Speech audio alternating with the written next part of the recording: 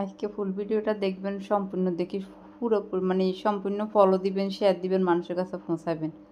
আমাদের কুমিল্লা লাকসাম হাসপাতালে একটা ভালো ছেলেকে কীভাবে মারিয়া ফেলছি, ফুল ভিডিওটা দেখেন, আপনারাই শুনেন।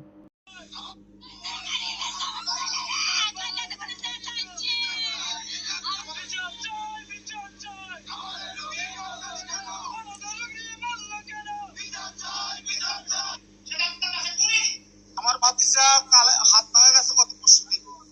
হাত ভাঙা যাওয়ার পরে আমরা উন্নত চিকিৎসার জন্য এখানে নিয়ে আসছি। ও হাঁটি হাঁটি এখান থেকে এখানে আসছি।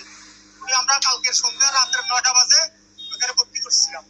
ভর্তি করছি এসে এই নর্মে তার হাতটা যেহেতু ভাঙা গেছে, আমরা উন্নত চিকিৎসা আমরা বলছি যে হাত বাঁকা হতে পারবে না, ভাঙার পর ভাঙা সুস্থ হওয়ার পরে যাতে হাত পাকা না থাকে, হাত যাতে সিধা স্টেপ থাকে, তাহলে আমাদেরকে ভালো একটা অ্যামাউন্ট দিতে হবে। আমরা এমন বলেন আমার লোকদের সাথে যদি আপনি মূলামূলি করেন তাহলে করতে পারেন, আর আমার সাথে মূল কথাবার্তা বললে কোনো মূলামূলি চলবে না।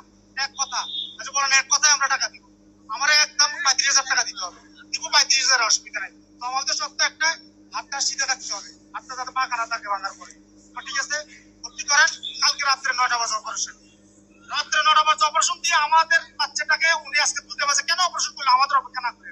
আমরা কোনো পুরুষ মানুষ উপস্থিত ছিলাম না, আমাদের মহিলা থেকে চিকিৎসা নিয়ে ওনারা ওনাদের মন করার মতো অপারেশন করাইলো করি, আমাদের বাচ্চাটাই দৃষ্টিতে পারি না। আমরা এটা সুস্থ বিচার চাই।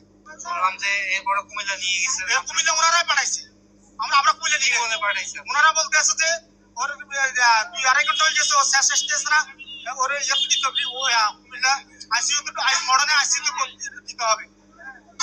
আচ্ছা, তাহলে মানে আপনি বলতেছেন যে ডাক্তার ভুল চিকিৎসা করে আমার বাচ্চা এখানে মারি দিয়েছে, তারা এখানে মারি তারা কুমিল্লা পাঠাইছে। আচ্ছা, ওর বয়স কত? ওর বয়স 8 বছর, মাদ্রাসা ছাত্র, ও দুরানি বিভাগে পড়ে।